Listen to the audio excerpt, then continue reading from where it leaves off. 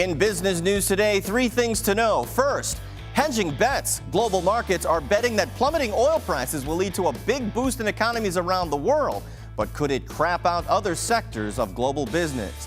Then, poised to power. Why Africa will continue to remain an economic powerhouse despite the Ebola crisis and security woes.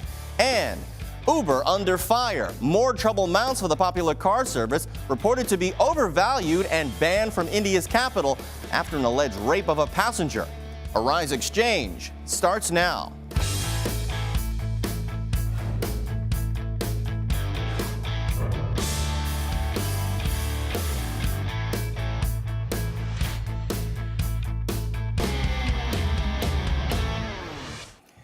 Hello, I'm Gary Anthony Ramsay, in for the vacationing Andrew Schmertz. We'll certainly make sure we try to live up to his standards while he is getting some much-needed R&R. In the business news today, we lead off with good news for the global economy as the world's top economists project that 2015 will be a strong year for growth in the United States. The International Monetary Fund, the IMF, raised its forecast for U.S. growth next year to 3.5%. That's up from the last estimate of 3.1%. That due in part to lower than expected energy costs. Now, we'll have more on that in a moment, but first, Africa's economy is expected to continue strengthening despite the outbreak of the deadly Ebola virus that has wreaked havoc in 5 countries in the region. Analysts say the continent's economy will grow by more than 5% over the next 2 years, up from 4.6% this year.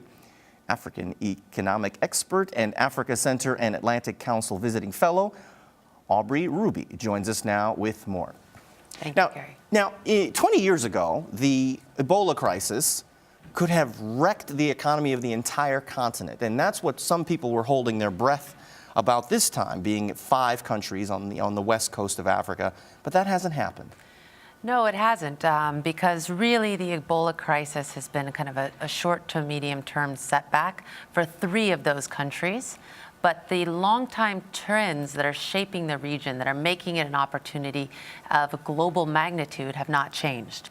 Those being the demographic trends, the growth you just spoke about, the expansion of financial services, the energy boom for many of the countries. So those trends are still strong and driving the long-term trajectory. Now, we just recently had the Africa Leaders Summit in Washington, where many thought some of those big buck deals were going to be generated from, but there has been some progress in that just in the last couple of weeks. Yes, there were just announcements of several major mergers and acquisitions in Africa. In particular, you've seen SAB Miller and Coca-Cola deepening their long-term partnership in the bottling area. And then you see Carlyle Group and some of the other big private equity funds that are newer to the Africa game getting in. Carlyle recently invested in a Nigerian bank, Diamond Bank, with a play towards digital and mobile payments. Now, oil and natural resources, minerals, some of the things that we traditionally think about when we think about cutting deals in Africa, but what are the leading sectors for making deals and making money? So you still see some of the energy deals. Last year was very big for Mozambique in the energy sector, but you are seeing the additional retail, banking, really the playing of the consumer goods marketplace that is growing. You know, McKinsey estimates that by 2030, the consumer market will be worth $1.4 trillion in Africa.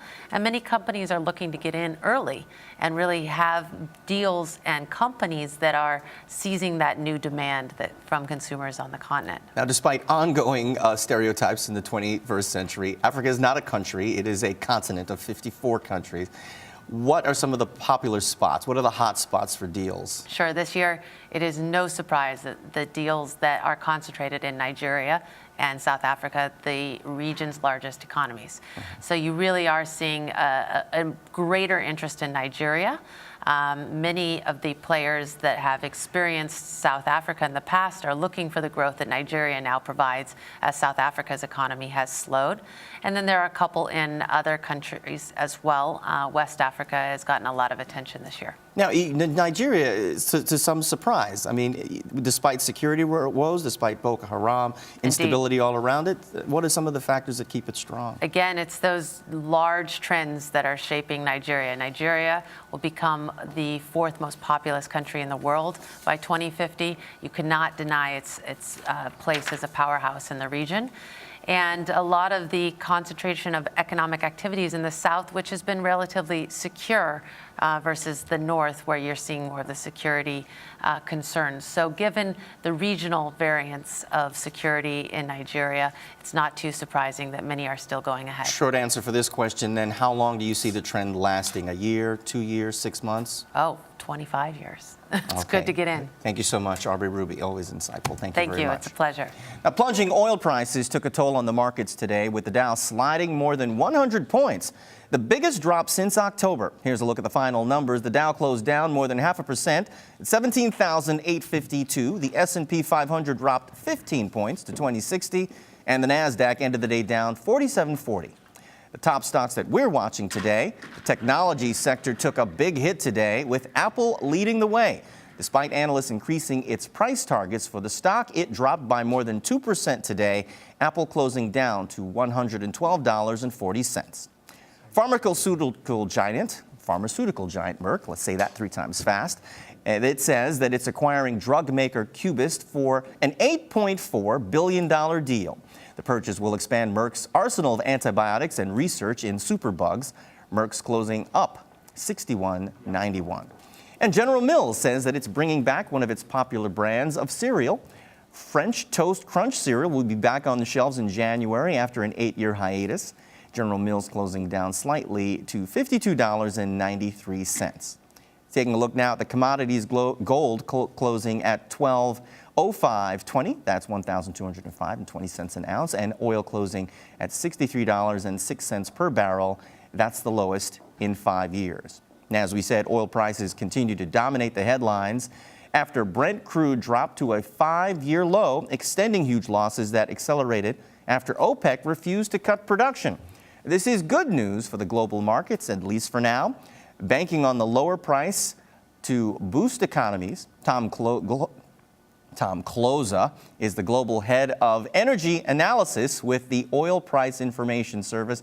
Tom, thank you for joining us. Sometimes my mouth moves faster than my head, so you'll excuse the slight butchering of your name. But does it surprise you that these tumbling oil prices are continuing to lead in global growth? No, it doesn't surprise me. I mean, you'll see a lot of concern out there from some of the people with large investments in oil and exploration about in the price drop, but I think this is good news for the majority of the population, which, after all, does live paycheck to paycheck, or it's something in the middle class or less. So it's more discretionary income in the hands of consumers, not just in North America, but around the world. Now, Tom, isn't there some lag time with that? Because when oil prices went up, it cost transportation prices to go up, food prices went up, and that made it really hard on retail businesses, small businesses. But now that they're reaping some of these benefits back, how long will it take to trickle to the average American consumer and the average American worker, to be quite frank? Well, the gasoline numbers probably take about 14 days or so. I mean, it's very easy to predict right now that we're going to drop in this country to the lowest numbers since early in 2010, and probably well under $2.50 a gallon. It works its way through on diesel, which impacts everything in the economy in terms of inflation, and we're looking at deflation there. I'd like to say that it impacts things in terms of air travel, but right now it looks as though most of the carriers are intent on not passing it along in terms of fare decreases or more room for you and I to sit. Now, some of these oil prices dropping, actually the decision not to boost production, have some global geopolitical motivations behind it. How long do you expect that to last? That's a good question, and I think what we're looking at, and I don't mean to be apocalyptic with this, but I think we're looking at a spring OPEC meeting, which is really the make or break meeting for the cartel. They failed miserably at this last meeting, and they set the groundwork for a failure at the June meeting, and I think they may meet earlier than that. to really set up the possibility of numbers that we haven't seen but for the great financial collapse of 2008 and 2009 in a generation. I mean, this reminds me of 1998 and 1999 when oil prices went down to about $10 a barrel. So I don't think we can look at that sort of a number, but if you read the investment bank's analysis, they'll talk about stability, but they'll talk about the possibility of going down to $35 to $45 a barrel. Now, in other news in the industry, BP lost its latest U.S. oil spill appeal. Were you surprised, and what's the long-term effect of that? We've got about 30 seconds left. I don't think, no, I'm not surprised at that. I think that they knew going into the process that they might lose that, and it's probably rewarding for companies that were hurt by the spill and probably for some that weren't and just reaped a little bit of a benefit there. The deep water is going to see some more oil production coming on next year, and it's going to add to the surplus of crude. Tom Kloza, head of the global head of energy analysis. Thank you so much for joining us. Take care.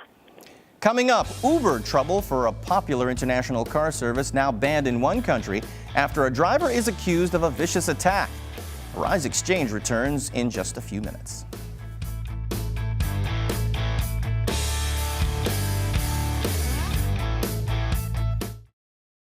Apple unveiled new products today. Did it meet expectations? Apple stock is up 20%. The White House says it has proper measures to contain the spread of Ebola. This seems to be, in some ways, exploding. What are officials saying? We remain focused on working with our partners on the ground to stop the epidemic. Enhanced measures have been put in place in Africa and the United States. This is hitting home in a very real way, and I think, we need to be concerned.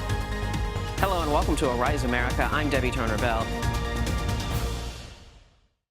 Global. It's Monday, so it must be time for a new round of sanctions against Russia. Nigeria is open for business, and you are getting a handle on this situation. Compelling.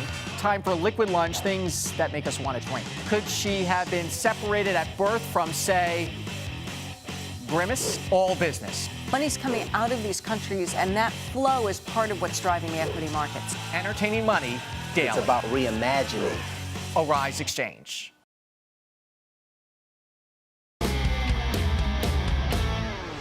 Welcome back to Arise Xchange. Well, it appears to be more trouble for international car service Uber after authorities in the Indian capital of Delhi say one of its drivers sexually assaulted a female passenger.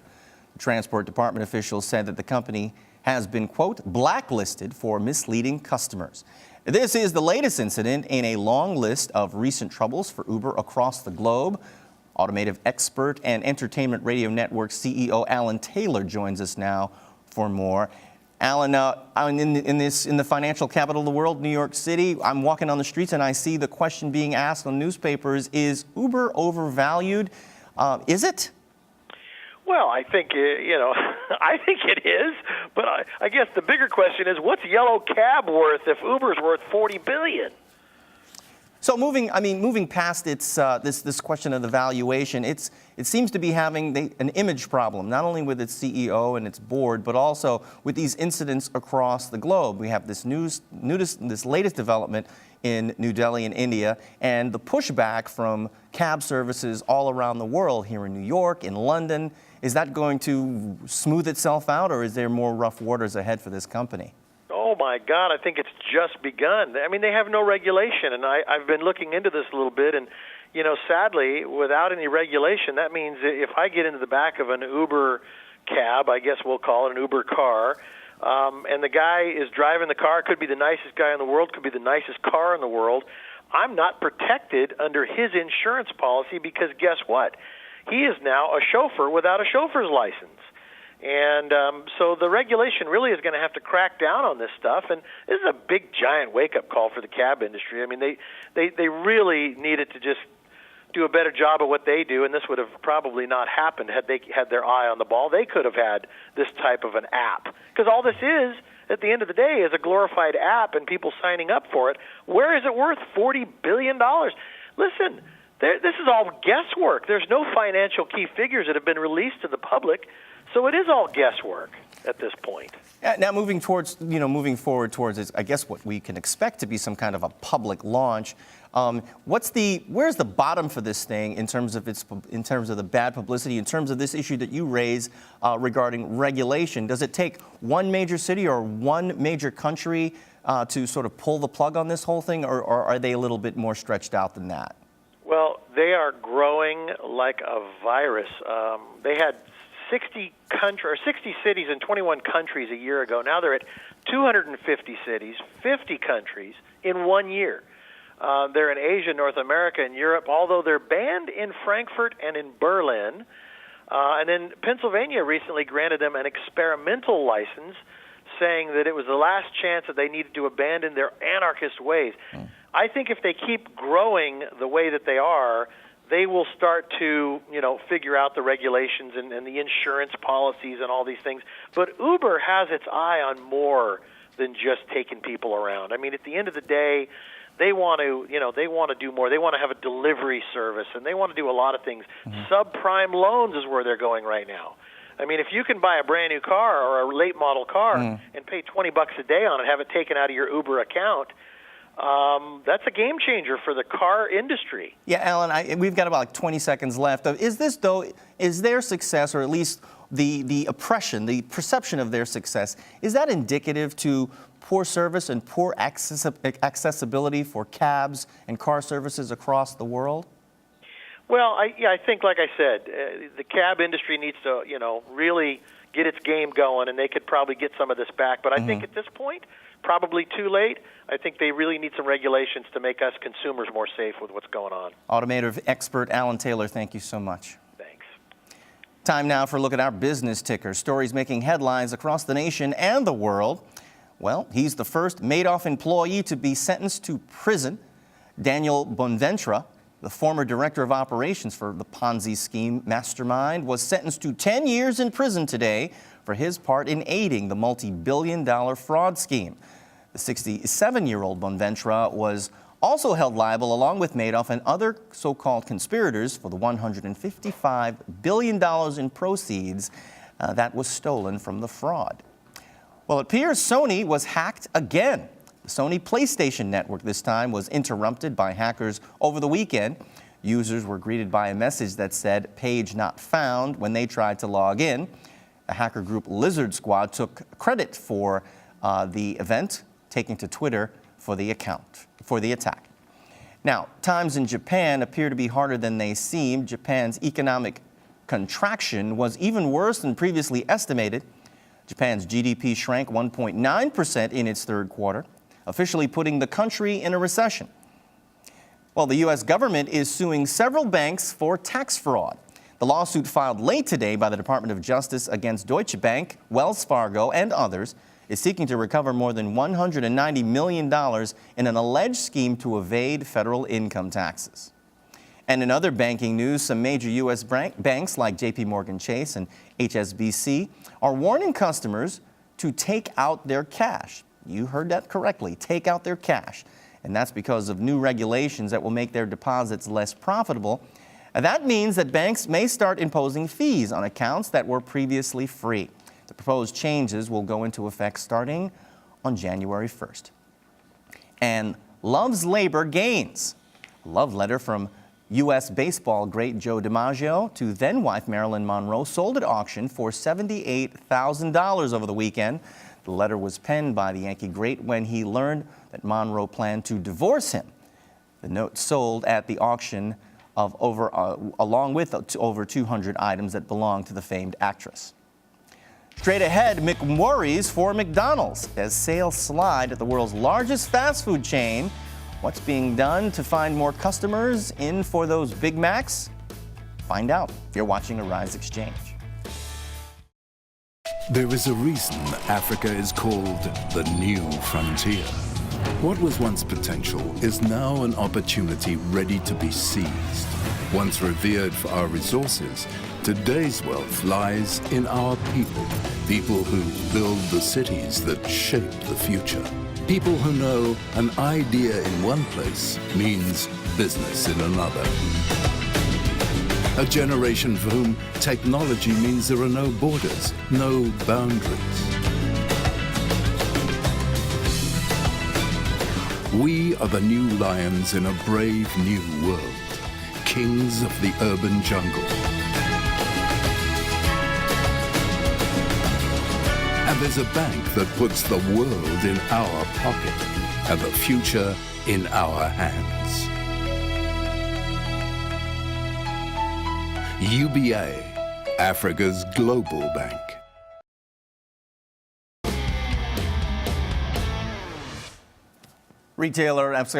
Fast food giant McDonald's continues to struggle to get back on top. Fast food giant reported today that steeper than expected drops took place in its global sales of 2.2% for November. Hurt by weakness in the United States and Asia, the company is battling changing consumer tastes, tough competition, and the after effects of a supplier scandal in Asia. To talk about some of the issues facing the brand, Jen Groover. She is a company branding expert and entrepreneur. Thank you so much for joining us. Now, 20 years ago, 10 years ago, 2 years ago, nobody can imagine that the Death Star of fast food, McDonald's, could be in trouble. Give me some of the factors. How did we come to such a pass? Well, I think there's so much that has changed from this younger generation who is coming up expecting things to be more healthy. Fast food doesn't have the same connotation as it did when I was growing up, where it was a luxury that a mom who started in the workforce saw as a way to get her family food after a crazy work day.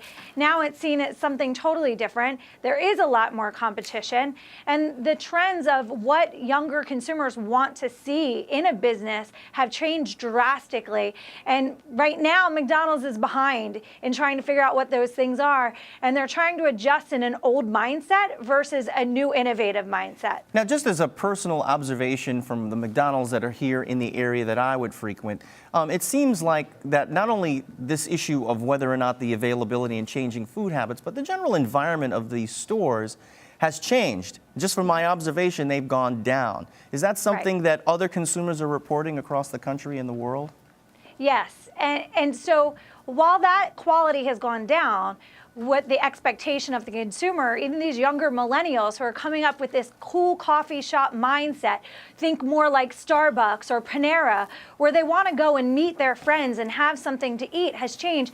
And also just the fact that younger consumers are spending their money on different things other than just going out to eat. So McDonald's and any other fast food restaurant that wants to really capture their attention has to create experiences for them and give them incredible quality in the environment that they're bringing them into, not just addressing the food itself or the cost for that matter. Now, McDonald's at one point had only really two major competitors to worry about, Burger King and Wendy's, but that market has changed. Give us an idea of some of the competitors who've entered the market and have a good plan for getting a piece of the pie.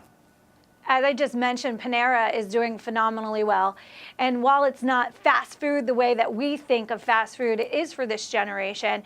And it's something that they're going towards because it's a better environment and there's better quality food there and there's healthier choices. And families feel like they're going there and doing something right for their family and not just throwing them food that they're not sure what the calorie contents or the fat contents are. Also, Chipotle is another one that's doing incredibly well. That's considered fast food for this younger generation. And I keep addressing the younger generation because McDonald's efforts have been so focused on how do we attract the millennials. That's our next generation brand loyalists, we hope.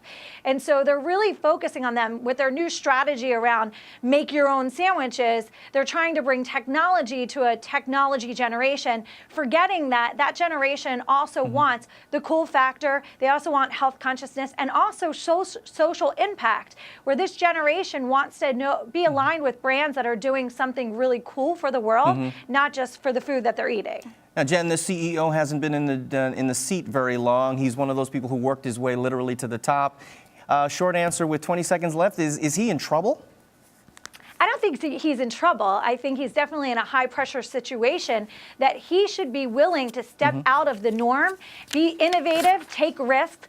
And if I were him, I would bring a team full of millennial entrepreneurs around me to really create the conversation and the branding around what that next generation's looking for, and not try and come from an ego place. Sorry to cut you off, Jen. I did ask you the question, so it was my fault. Jen Groover, thank you so much. Thank you. Thanks for having me.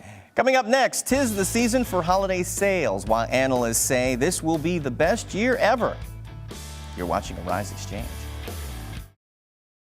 The search continues for the more than 200 abducted schoolgirls. Unquestionably, this is a Nigerian problem. President Barack Obama stopped short of visiting the border. Why can't Washington get anything done when it comes to immigration reform? You got to come up with a solution to it, and no one has a real solution. Does this further terrorize people, make them more afraid, or is this making people angry? Hello and welcome to Arise America. I'm Debbie Turner-Bell.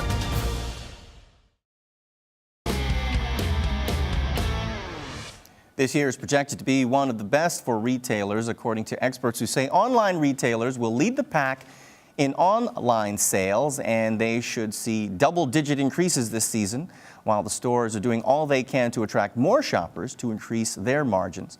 Here to break it all down for us is Liz Dunn, an expert on retail and the founder and CEO of Talmadge Advisors. Thank you so much for joining us. Thanks for having me. What are some of the factors here that we're looking at in terms of why things are better this year? I mean, some of the numbers preliminarily are not as what we expected. They're a little disappointing, but you still say, you're among those who say it's still going to be a big bang. Right.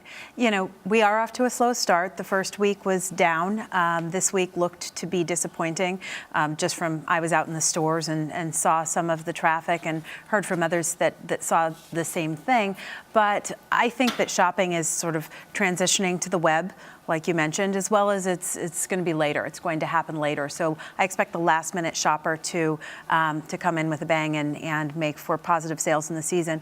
We've got better jobs situation. Gas prices are lower. Consumer confidence is higher. The housing market is stable, and the stock market is in good shape. So all of those factors support a consumer really showing up and shopping. We know that electronics and web-based industries, the things that generate their income through people going to the web, are doing well. Give me an example of some of the other sectors that are doing well so far. Consumer electronics seems to be, fantastic. Just there's a lot of interest in new products there. Toys are doing well. Home goods are doing well. What's not doing so well is apparel, though there's some interest in accessories, certainly handbags, footwear, jewelry, all of those things are doing still quite well. Now, if we were to look at the Christmas shopping season as a roller coaster ride that sort of goes like this, or maybe I'm using the wrong analogy, but where are we now? Are consumers sort of waiting for another group of sales to come in, or are they in full tilt boogie now to get the wrapping up done in 17 days? Yeah, if we use your roller coaster analogy, I think we're at that point where it's going click, click, click, and you just kind of feel it coming and wait for the bottom to drop out. We've certainly seen some good deals. Black Friday had just tremendous discounts, but I think the consumer waits until the last minute, partially because of their lifestyle, but also they're looking to get those best deals. That makes for a difficult situation for the retailers because they're sort of biting their nails and hoping for the best. And it's a little bit of a game of chicken because the retailers will have to go deeper if the sales aren't materializing by sort of Super Saturday weekend. Now, they said that the average consumer or the average consumer family is expected to spend more this year. What's that number? How much are they expected to spend during the holiday shopping season? 700 something? Yeah, different surveys have shown different amounts. Somewhere between 700 and 900 on average is what the average household is going to spend, but most surveys are pointing to an increase year over year in that spending. And gas prices are playing a big part. I mean, I think gas prices alone are supporting sort of a 5 to 7% boost in the consumer's dollars in the wallet. So, consumer doesn't have a ton of discipline, and if there's extra money in the wallet, I think they'll use it to shop for holiday goods. Now, let's say if there is extra money in the wallet and this year they plan to spend more, who are they spending for? Are they spending it more for themselves, or are they spending it more for other people? A little bit of both. I mean, if you think back to the consumer electronics are one of the things that are trending. Those sorts of things tend to benefit the whole household. You know, talking a large screen TV or a game console, those things really do benefit the whole household. You're not seeing as much self-purchase as you've seen in years gone by, and part of that problem is this move to business to the web. You think about it, if you're buying if you have a gift list and you're buying on the web, you just you do it pretty rapidly and succinctly. If you go into the store, you're more likely to be a little bit undisciplined. Retail expert Liz Dunn, thank you so much for your expertise. Thanks for having me. Tomorrow on Arise Exchange, the business of bubbly. Why champagne sales are at an all-time high this year and what shoppers need to know. I get to actually be here for one of these segments. And now for a final look at the markets. Red hours across the board. The Dow down more than 0.5%. S&P 500 dropped to 2060. And the NASDAQ ended the day at 4740. I'm Gary Anthony Ramsay in for Andrew Schmertz. Thank you so much for watching Exchange. I'll see you here tomorrow.